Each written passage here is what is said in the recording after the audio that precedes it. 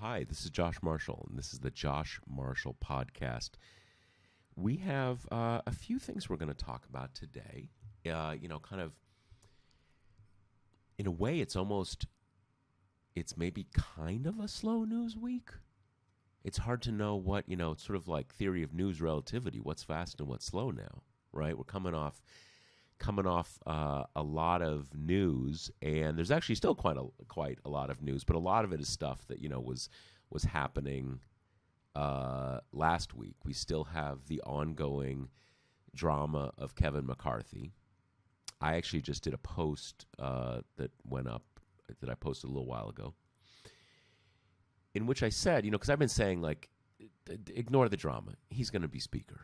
This is just this kind of like weird choreographed nonsense that Republicans do. But now I'm not totally so sure. I mean, it's still the weird choreographed nonsense that Republicans do. But I think what you may see happening is you do these little dramas, and sometimes it gets away from you, right? You're kind of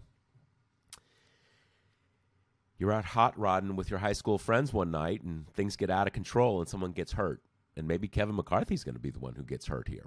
I really think that if it ends up that McCarthy cannot get the votes and he loses this, there's going to be there's going to be a brief burst of high fives from the Freedom Caucus guys.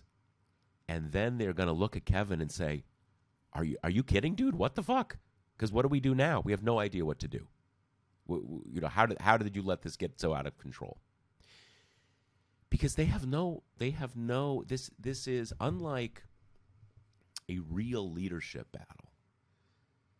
They don't have another person who they're like, oh, we need the other person. We're done with Kevin McCarthy and all he represents. They don't have another person. And it's not even just because they want one of their own. They want it to be Matt Gaetz or Andy Biggs or something like that, but those guys don't have the votes. There's a little bit of that. But that's so absurd that's not even – this is about –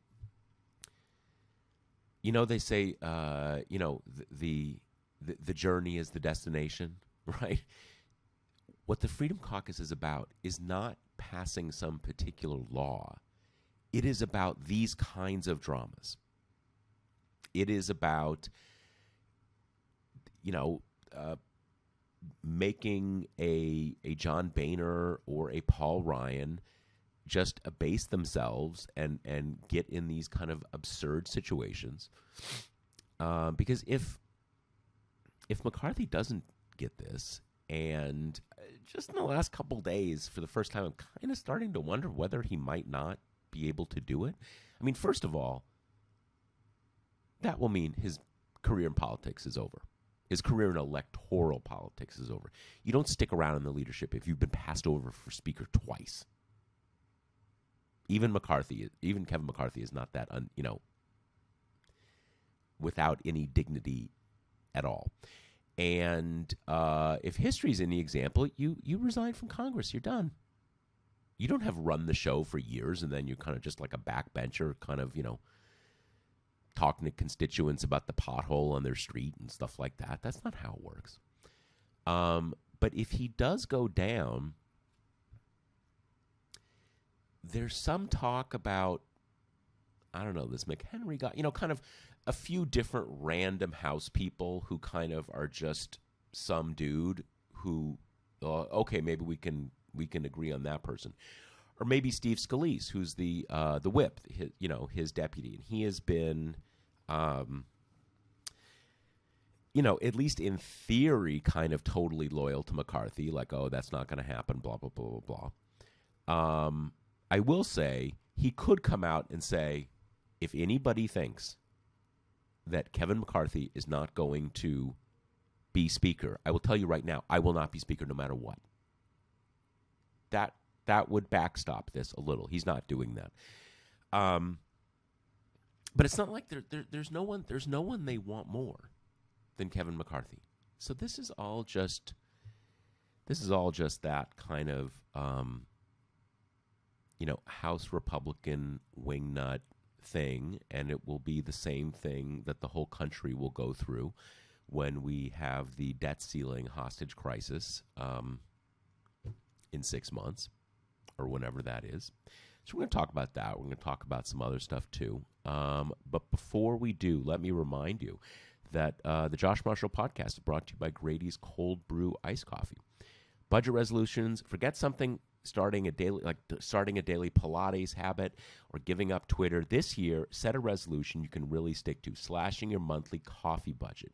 If you're ready to wean your wallet from $5 iced lattes, Grady's New Orleans-style cold brew can help. Each all-in-one cold brew kit makes 36 cups of coffee. That's enough to cover your daily latte habit, plus the occasional 2 a day for just $30 per month. And with the time you save waiting in line at the drive-thru, you can probably squeeze in a quick ab workout at home, or not. Ready to give it a swirl? Get 25% off at Grady'sColdBrew.com with promo code TPM. That's Grady'sColdBrew.com with promo code TPM. So, co-host Kate Riga, what are we talking about? Yeah, it's funny because, we had this whole kind of McCarthy corner last pod, but it does feel like there's been some real movement on that front. At least, the situation we had last week was kind of, there is a knot of people who are at least making noise about not supporting McCarthy. Pretty much all, Freedom Caucus-y types. And where we are now is that there seem to be about, 4 or 5 people who, upon being asked follow-up questions like, okay, does that mean you're going to vote present? Or are there concessions he could give that would sway you? Have said no pretty definitively, has said, I'm going to be a no vote or I'm going to vote for somebody else. So, it's funny because I too have been operating with the feeling that they're going to make this as, hard and uncomfortable for McCarthy as possible. They're going to make him writhe and dance around as much as possible, but then, chips fall where they may, and he'll still kind of end up being speaker. And now we're in a situation where he's saying to reporters, I'm not going to drop out. I'm going to stay in the fight even if it takes multiple ballot rounds before we have a speaker. Yeah, I mean, at a certain level, we don't do in our politics anymore where, in the same way we don't at political conventions. You don't have a presidential convention and you're like, well, let's see what happens. Let's start voting and kind of like see who comes out on top. That's not something we do anymore. And we don't have this thing where you do multiple votes on the floor for the speaker. Having said that, not only at some level does McCarthy have to say, like, I'm not making this easy. Like, if you really want to do this, I will kind of, it'll be like Samson, right? I'll bring down the building with me. And but at a certain level, he kind of has to do that because back in I don't know if it was 2015 when Boehner left, he was the heir apparent, and then he just he not resigned, but he withdrew his candidacy, and Paul Ryan came in, and he could kind of do that then because people were not expecting John Boehner to resign. That was a pretty big surprise. So in that case, you could say, it's a little embarrassing, but just because you're majority leader doesn't mean everybody wants you to be speaker, and maybe it's too soon or something, or something like that. But now he has been waiting for, I guess, 4 years. Wait, did Ryan left after the 2018 election? So he's been in for 4 years, and he's just spent the last 2 years running for speaker. So, like, you can't just say, okay, I guess it's a little premature. It's up or out now. And it would just be too pitiful to say like, oh, okay, sorry. I guess I won't be speaker. I'm just gonna. There's an opening for Margie Green's driver. I'm gonna do that. So I don't know. I don't know what happens, but you know, I was writing about this in a post I just did, that this is an example of why it's going to be hard for the GOP to wrest itself free from Donald Trump, because, you know, the D.C. conventional wisdom is, okay, Trump was poisoned at the ballot box, they're going to have to move in a new direction, blah, blah, blah, blah. Clearly the House GOP is not doing that. But what's interesting is that it is precisely the poor showing that Donald Trump limited them to, which is the source of his own strength now.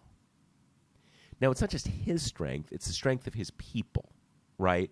But still kind of the same thing. If they had really, you know, kind of ran the table and had a 40-seat majority, this wouldn't be an issue. This would not be an issue. Because then, sure, you have 10 people who say they're never going to vote for him. But I guarantee you that as much as there are a lot of Republicans who are into this nonsense, certainly the big majority, whatever they think of Kevin McCarthy, are sort of like, let's not do this. You know, we have a majority. We need to try to build on it. Let's, you know, Kevin's fine. Let's just move ahead. So just because you need to move in a new direction, just because you decide you need to move in a new direction, doesn't mean you can move in a new direction. And this is sort of like an example of that.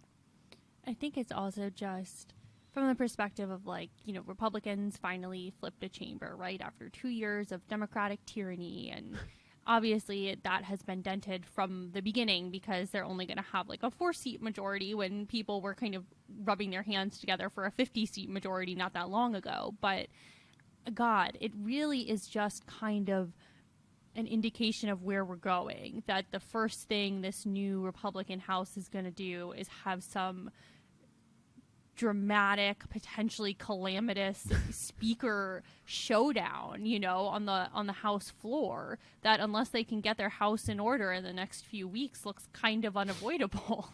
Yeah, I don't know.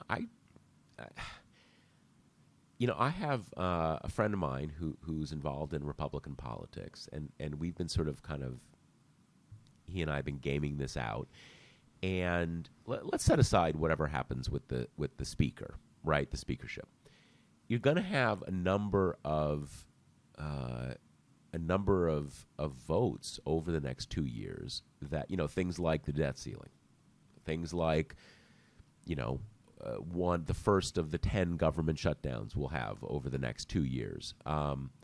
Conceivably some votes on things like abortion, all these different kind of things. You have at least, you have 10 or a dozen at least new representatives who are in really blue districts. You know, like districts that Joe Biden won by like 10 points or so. You know, that district, a bunch of districts in New York State, a few districts in Florida, a bunch of districts in California. And as much as Florida as a state is definitely, you know, kind of zooming in the Trump Republican direction, a number of those, at least a couple of the House seats that they picked up there, are still pretty close calls. So you're going to have these votes, and, you know, so those, say, dozen reps, certainly 6 or 7, they're kind of like dead men walking politically, right? It is going to be very hard to hold on to those seats in 2024, almost regardless of the outcome of the election. Even if the Democratic candidate for president loses, it's going to be hard. It's going to be hard to do. So do those people want to be kind of, you know, going full QAnon, what we used to call, full Tea Party on kind of driving the country into debt default. Now, my friend says, no way. They're going to say no, I'm not going to. Why am I going to walk that plank? I'm my only path to political survival is, I'm a different kind of Republican. I'm a Republican, but I don't play along with the nonsense. I'm a kind of a stabilizing force, blah, blah, blah, blah. And at a certain level, it's hard for me to disagree with this guy about that because, of course, why wouldn't they? It is they sort of have no business holding those seats in New York State. And I don't mean that in a sense of justice, but those are Democratic districts. When you have a partisan presidential election. And yet, if the first thing this new House does is basically say, okay, I'm signing over power of attorney over our majority to Matt Gaetz or Andy Biggs or whatever. How does that hold up? They're not precisely the same questions because it's sort of a matter of who's withholding their votes, right? But it's kind of the same thing. You get a sense early of who's calling the shots here. And I think for the moment, we see who's calling the shots here. The other thing that's going to just hound, a Speaker McCarthy or whoever it is that McCarthy has been railing against the use of proxy voting ever since the pandemic started, the way that members can vote from afar, don't have to be on the floor, something that for a long time was pretty strict. And then during the pandemic, it's one of those things where you introduce kind of the equivalent of a work from home thing, and then everybody realizes wow, that's really convenient, and turns out I don't actually need to be there in person to thumb up, thumb down. Right. But that was a McCarthy hobby horse for the past 2 years, sending out press releases every time that Nancy Pelosi extended the proxy voting period. And it's fine, you're going to get a chance to end it. And then that means that you have to make sure that with your piddling 4-seat majority, you've got all your boys on the floor to vote, because if people don't come, you're going to start losing votes just because of the numbers game, and you're going to have people traveling and all kinds of things. And that's, we're not even getting into right now the statistical reality that a handful of members, dies, gets arrested, or resigns every term. So, there's just so many factors. And I think in retrospect, we are going to be blown back by the power and control of Nancy Pelosi, who steered an almost equally tiny majority with almost no hiccups. I think it's exactly, don't they have 2022? If you take out people,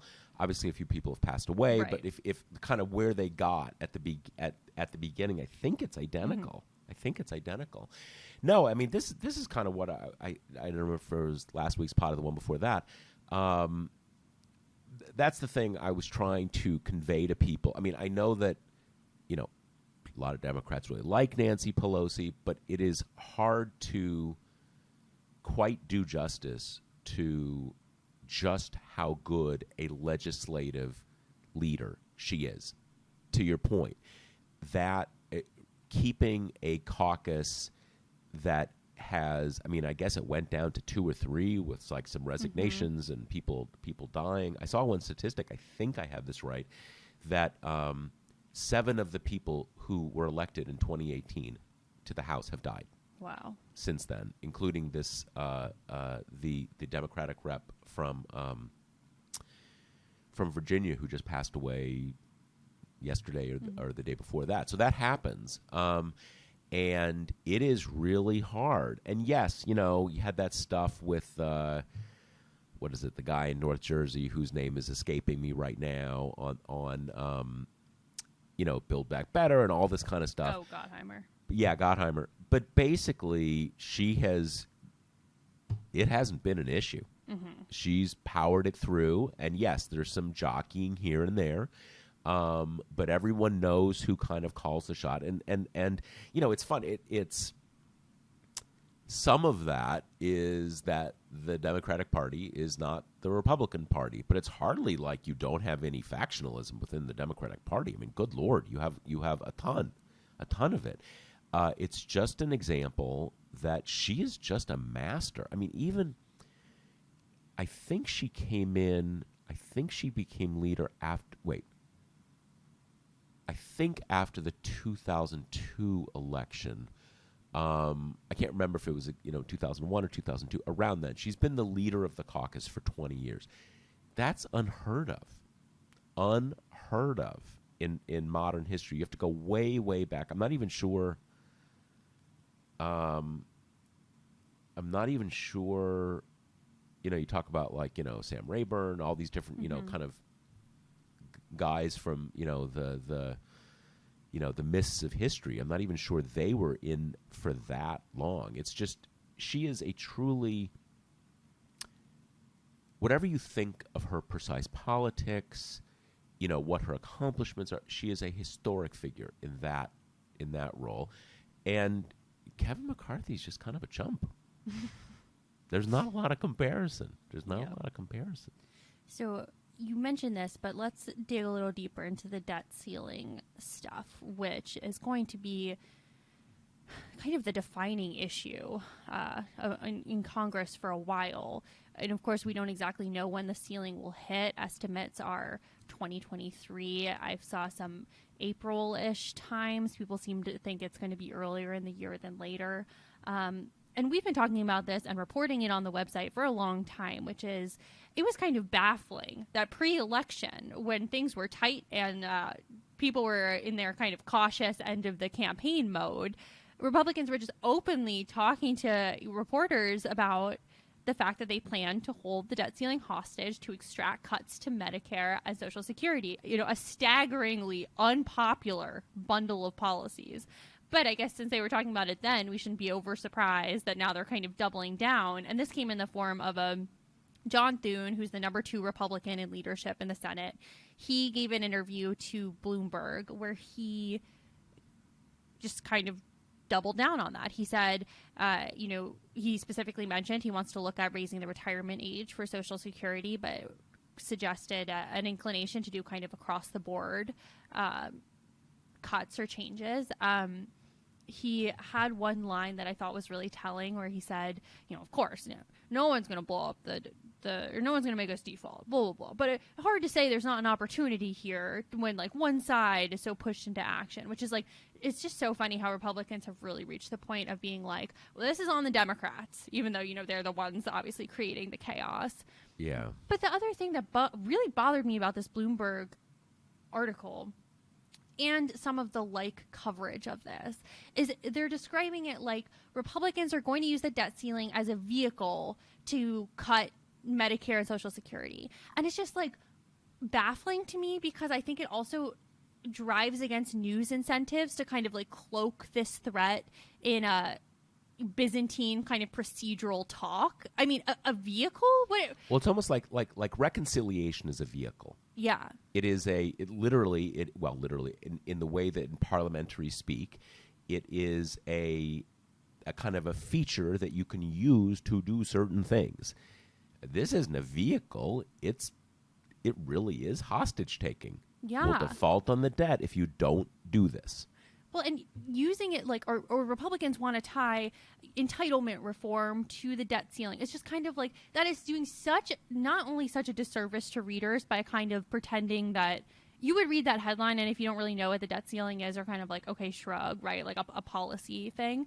But also, I just think it drives against all the news incentives.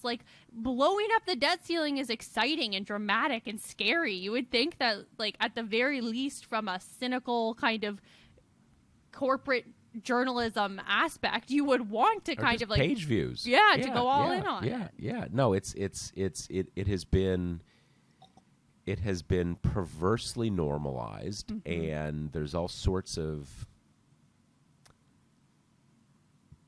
difficult to quite explain or understand reasons why that is the case, but it has. And I mean, one thing I'm wondering about, and some of this is I have to kind of get a refresher course in exactly what the House rules are and stuff like this, let alone the realities of the politics of the House. And this comes up potentially in a number of different things in this new Congress. There's something called a discharge petition, and there's a bunch of technical stuff involved. But basically, what it is that you can get one of it. I think technically it has to do with moving a proposed piece of legislation out of committee and onto the floor. But in practice, what it means is if you can get a majority of the members to sign a document, this petition, you can, on that one issue, take back control of the calendar. So, for instance, let's say Democrats want to hold a vote on X. Now, we know this is what being in the leadership does. You decide what gets a vote. Is a certain vote not comfortable? Well, you just don't bring up that vote. But with a discharge petition, you can do that. You can say, okay, this vote on X, we are going to bring it up. Now, why doesn't that happen all the time then? Well, generally speaking, because signing a discharge petition it's almost an unforgivable thing vis-a-vis your party's leadership if you're in the majority. Because, you can disagree on stuff, you can do everything. But in the same way that in theory, even if you don't like Kevin McCarthy, he won the caucus election, so you vote for him for speaker. But you can do this, and occasionally it happens. It happens maybe once a Congress or once every few Congresses or something like that. So in theory, and again, I need to go back and kind of refresh my memory on exactly what the details are. In theory, you could have a debt limit, resolution bill. The Democrats put it, kind of circulate it, and then go to those vulnerable Republicans and say, hey, you could avoid the country going into default if you sign this. What do you think? And that's a whole other, that's a whole thing. And I do think that, it would be different if, we don't know exactly how things are going to shake out in the Senate, but shouldn't Democrats start a discharge petition and to vote on a Roe, on a Roe bill? Why not? I mean, you have that question of what's going on in the Senate. I'm hoping, I think most people presume it's more likely than not, that the Democrats will have a 51-seat majority, which means they just need one of the kind of the evil filibuster twins to get religion on the filibuster to have a vote on a Roe law. Now, Joe Manchin's not going to do that, but it has occurred to me. I mean, if the Democrats had held the House, I thought there was at least a decent chance that, Kyrsten Sinema, she's unelectable now. She really is. She's unelectable. I'm not sure she quite realizes that yet, but I don't think she can even get the nomination in Arizona. And if she does, I think she's unelectable. However, if she could go to voters and say, oh, you didn't like me, but I let us vote for a Roe law, and now abortion is legal in every state in the country, that would heal a lot of wounds for Democratic partisans. That is like the one thing that would do it. So there's lots of things that could happen over the course of the next 2 years that this could come into play. In practice, it's kind of like you don't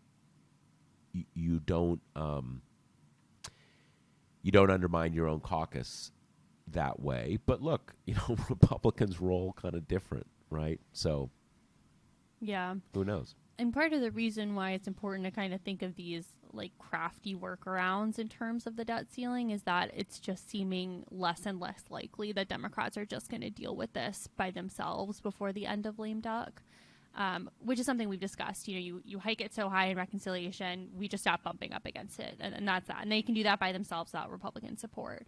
But there was a big White House meeting with, Pelosi, McCarthy, Schumer, McConnell on Tuesday. Pelosi came out and told reporters that they didn't discuss the debt ceiling during that conversation.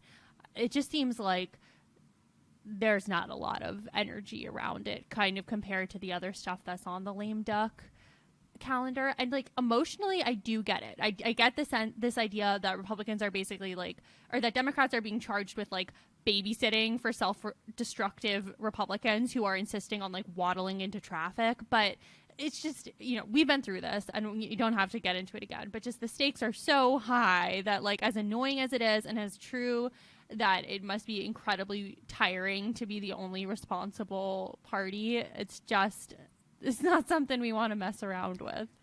Yeah, no, and it's you would need Sinema and Manchin to go along with it, and you have we had that event a couple months ago, or God, I guess it seems like a couple months ago. It's only I think like 5 weeks ago, where we talked about this.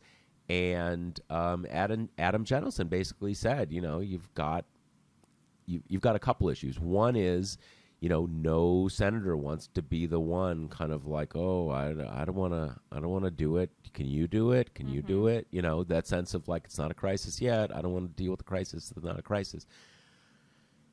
I don't know what to say about that. And the other thing is you have certainly like a Manchin, but maybe like a Mark Warner. They're like, oh, well, it's very bad, but we can use this as a way to finally deal with entitlements, quote unquote.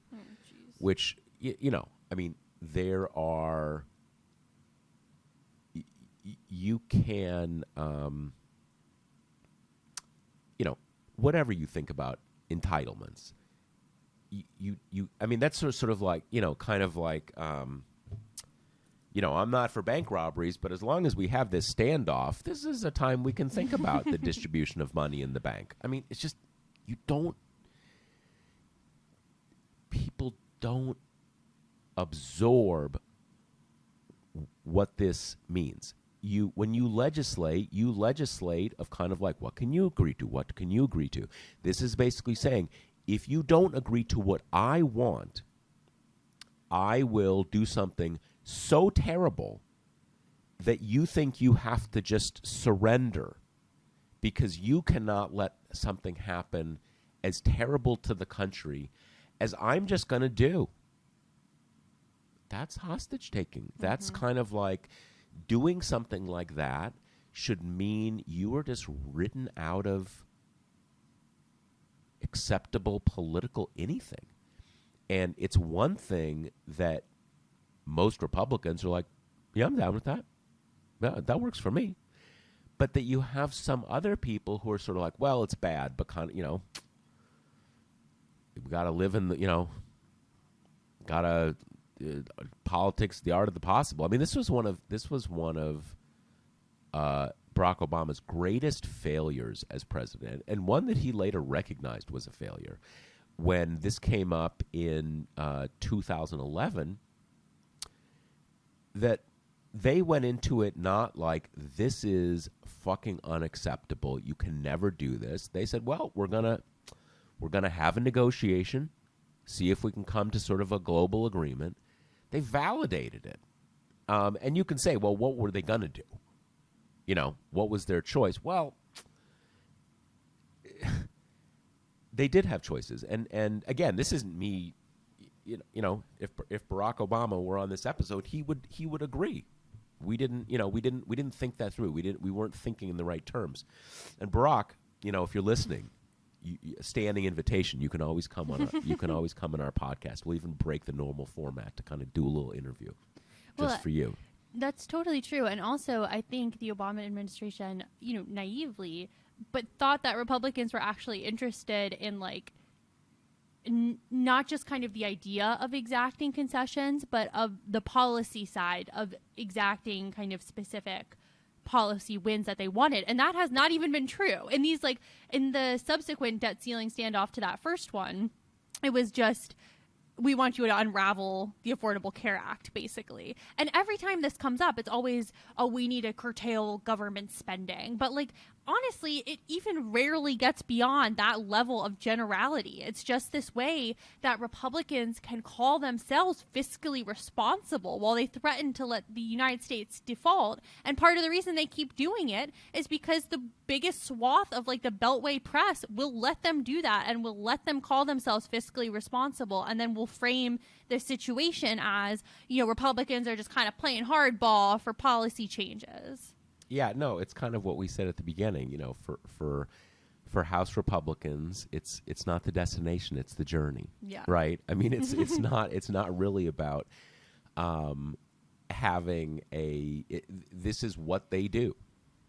It's not kind of like we're going to use the debt ceiling to get that thing that we say is absolutely important. It's just we're going to do a debt ceiling hostage taking, because Exactly. how else can you be more badass? I mean, and than even to force a big crisis. in this specific situation, that Thune interview, he mentioned, like I said, raising the retirement age for Social Security. But then the only other kind of actionable thing that he said they wanted to hold the debt ceiling hostage for was perhaps to, like, take up Mitt Romney on his idea of making a commission to explore, like, how to reform these programs. I mean, are you that's your big concession that you're willing to torch the global economy for, like a blue ribbon commission? Yeah, and it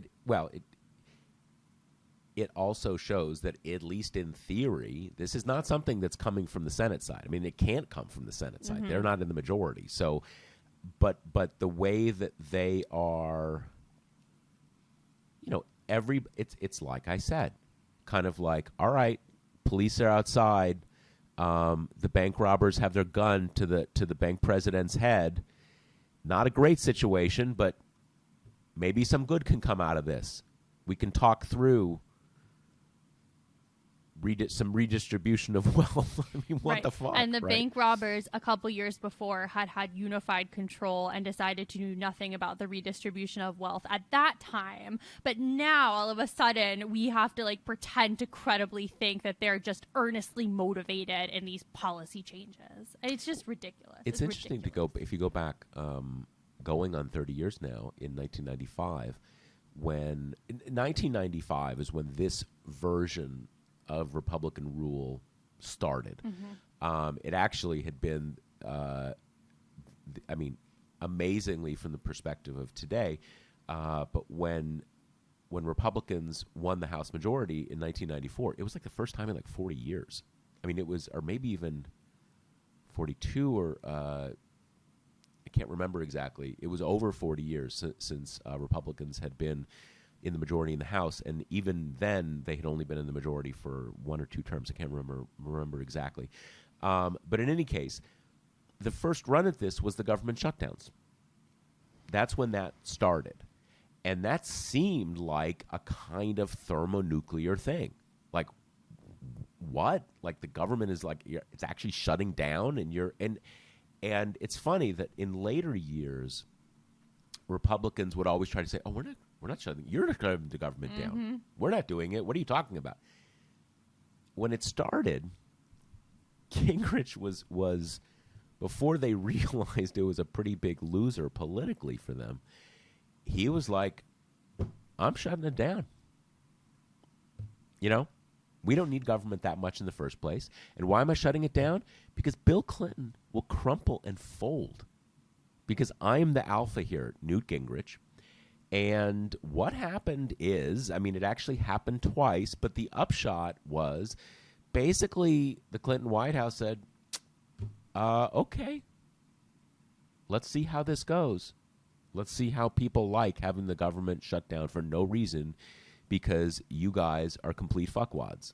And actually, it was very damaging for the Republicans, and that was one of the reasons that Bill Clinton had this kind of resurgence and ended up kind of cruising to re-election in 1996. And so the Republicans, both in later government shutdowns, since it's like a common occurrence now, in later government shutdowns, moved to this thing of like, we're not shutting it down. You're shutting it down. But also they realized it wasn't enough because, all the non-essential people get furloughed, and it causes a lot of pain to, a lot of quote unquote non-essential government workers and people, all sorts of inconveniences, but kind of life goes on, and it's not a big enough cudgel. And that's where the debt ceiling thing comes in, because they realized that's a big cudgel. That is a really fucking big cudgel.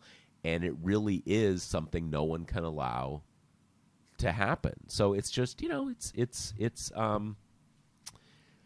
like a lot of abusers, you just move on to you keep escalating. Mm-hmm.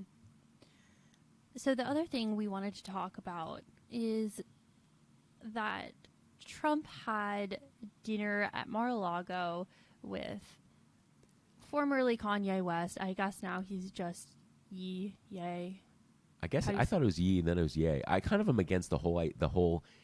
He's such a bad person. Why do we even have to go to the whatever of doing this kind of name nonsense? But whatever. Continue. Okay, so that was the planned dinner between these two. And our listeners, I'm sure, are aware now that Kanye West has done his thing that he does every once in a while where he seems to feel that he's, not getting enough attention or is having some kind of a manic phase, whatever it may be. But where he has just kind of gone full anti-Semite. That is his claim to fame. And accordingly, with today's media ecosystem, when you go full anti-Semite, particularly if you're already a famous black man, that throws you into the arms of, the right-wing media ecosystem, which is populated by people who already have these views and who kind of love to have especially a minority voice for these views. So anyway, they show up and they come with Nick Fuentes, who is this 24-year-old white supremacist, Christian nationalist, Holocaust denier, has been kicked off basically every social media platform you can imagine, type guy. And they had specifically booked, or Trump had specifically wanted to eat at a patio table that would be in real full sight of all the Mar-a-Lago guests to kind of impress them, I guess, with his elbow rubbing. So everyone kind of saw it, and it came out right away, basically, that Trump had sat down to eat with this white supremacist. And then Trump did a series of, I honestly think disavowals is too strong, a series of statements where he said, I didn't know he was coming, I don't know who he is, I wouldn't have accepted if I had known. That was the strongest it got. But really the thrust of it was like, well, I didn't see this coming, I was hoodwinked, Yeah, it's everything, but it's he has kept it in the place where the substantial portion of his base of supporters who like this stuff can say, yeah, he had to kind of wave it off, but he's making clear he's with us here, that he's not going to, we know what he would say if you meant it. Mm-hmm. Well, and it was funny because there was this NBC report that was kind of inside the dinner, and it made me laugh because what Trump did not like about this dinner was not that he was, thrust into the airspace of a virulent white nationalist. It was that I guess Kanye was saying that he was going to run 2024 and Trump should be his running mate, which I don't think Trump liked very much. And then you had Fuentes kind of being like, you're at risk of becoming an institutionalist in 2024. You're not the renegade we once liked. So it really seems like Trump's anger from this meal is that they weren't very nice to him, not that he was kind of thrust into this situation unawares. Well, I think also yes, that happened. But at a basic sense, Trump's the guy who kind of shows up and scrambles your party. Trump's the guy who kind of upends the tables. And here it is. Trump's trying to get his footing because he's got the legal problems, he's got the midterm, and he's got Kanye's going to come. And Kanye, in the Trump mental ecosystem, saying, hey, be my vice president. His whole world is kind of disses like that. So that's not great. And they got Fuentes there, who's there kind of like, I love you, but I loved you when you weren't a total beta. Kind of, again, sort of like dinging him. And also kind of like, even though he won't, denounce, still, they caused a problem for Trump. So really, they upended his table. So they pulled a Trump on him. So the whole thing is sort of like, just at various levels. I mean, yes, to normal people, it's kind of like, wow, we wouldn't really want the head of one of the two major political parties having a kind of like a little Stormfront hoedown, right, with these kind of like Nazis. But for Trump, it was sort of like, man, you kind of humiliated me here, right? And that's not what Trump wants when he's trying to regain his, his footing. And the other thing about that, too, I think everything you just said is right. And it's on his home turf, and where all the people who came to kiss the ring are like sitting around and watching. So it really is a perfect storm of humiliation. And it's funny. Even I'm not sure this quite crystallized for me until our conversation right here, that everybody in the sort of above the fold news world, the thing is that Trump did something outrageous, and that's, again, put his sort of legitimacy and leadership in the Republican Party and American politics in question, coming off the midterm, blah, blah, blah, blah. But the bigger thing is they came in and punked him on his own ground. And it really... And that, in many ways, is more devastating for Trump, for who he is, than, he's an anti-Semite. I mean, of course he is. Right. I mean, we've been doing this since, like, Charlottesville. I mean, we've been doing this since the middle of 2015. So, none of that is new. But, again, he looks like an old guy at his villa who a couple young dudes came in and just kind of fucked him. Right? And that's humiliating. It's funny because kind of the predictable next news cycle after this happened was, will Republicans disavow this? And it's kind of, you have what has become almost a routine cycle here, where you're going to have like Mitt Romney being like, yeah, that sucks, and like this time we had Mike Pence saying he should apologize. And all these people who it has become clear, like they are just not where the crux of the Republican Party is. And, they're people with limiting amounts of power, but nobody would say that Mitt Romney is currently the standard bearer for the Republican Party. So it's kind of like, okay, cool. The guys that we knew are, relatively kind of like good people are against this. Awesome. We already knew that, and then you have a situation where then you have the McCarthys trying to do this thing where they're like, I disavow anti-Semitism and, by whatever, staying away from disavowing the specific dinner. But it's all just like, I think it's an important exercise because you can't just let this kind of thing happen and just be like, well, that's that. But what you say is true. It's just like, obviously Trump is okay hanging out with white nationalists and anti-Semites. Like, of course he is, right? It's just, we've gotten to the point in the road where it's just so abundantly clear that he does not care. That is not a disqualifier. It's not even almost in the realm of things he cares about. Like the way that he kind of judges people is based on such a different paradigm that all has to do with like how willing to lick his boots they are, that almost doesn't even like factor in. Yeah, no, it's an irrelevancy. And even,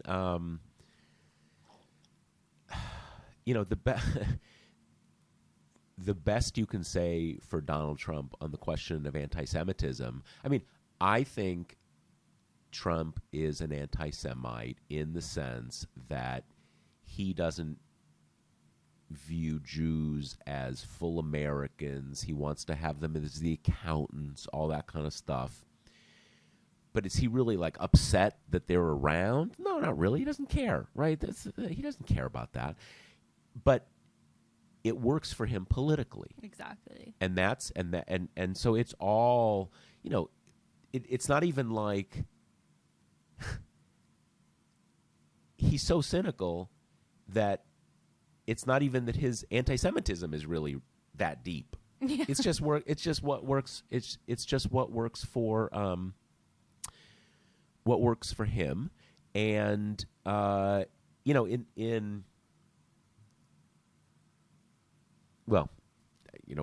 more can you say about it? I mean, I was going to say that even, there have been a little more kind of sort of criticisms, kind of denunciations. But what you have from once you get past like the Mitt Romneys, you have people saying, like, yeah, I sure hope he doesn't have more of those dinners. That wasn't one of his best dinners.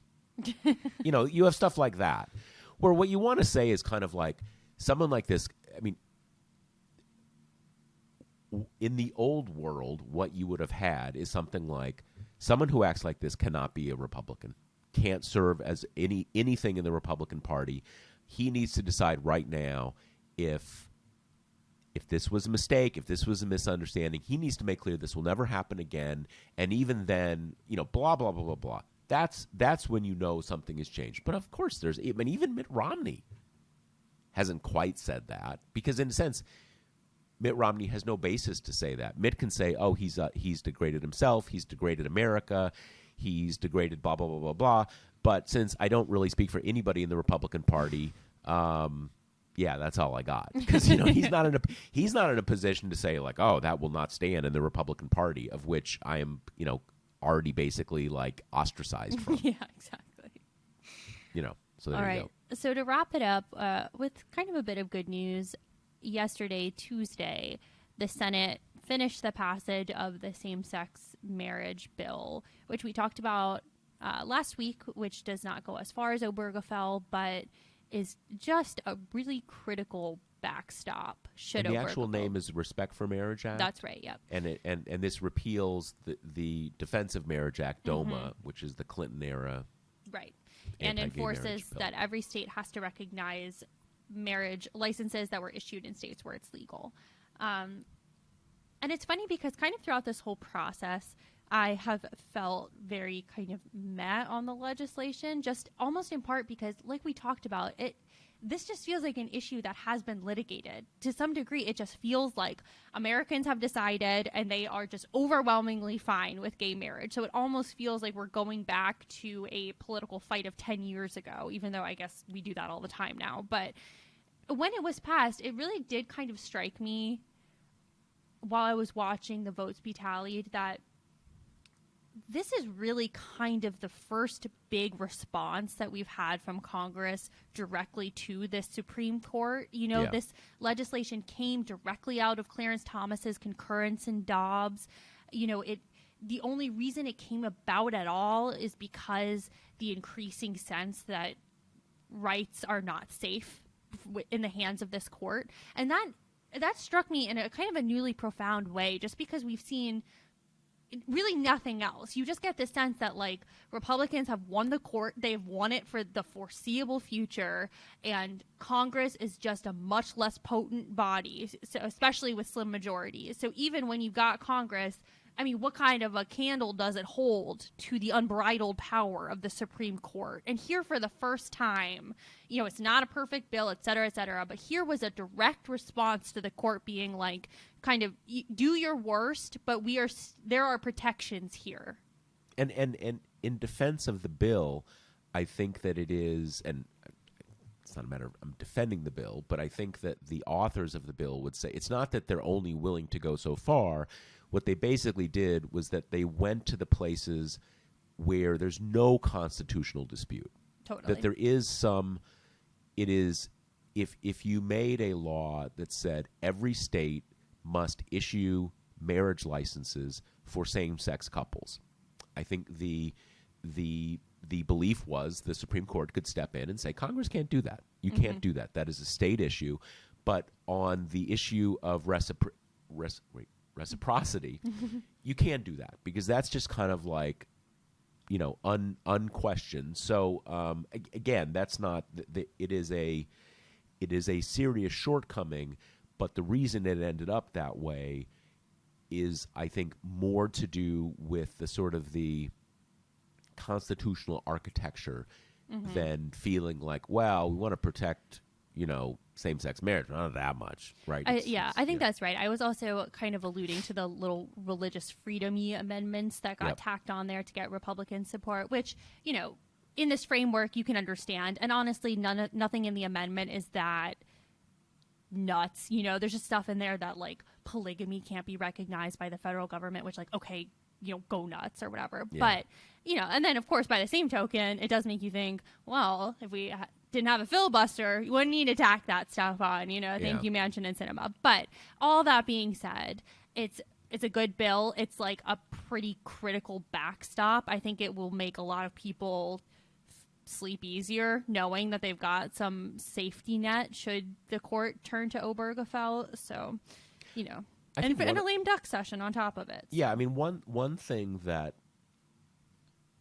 notwithstanding how bad the filibuster is, in this case, it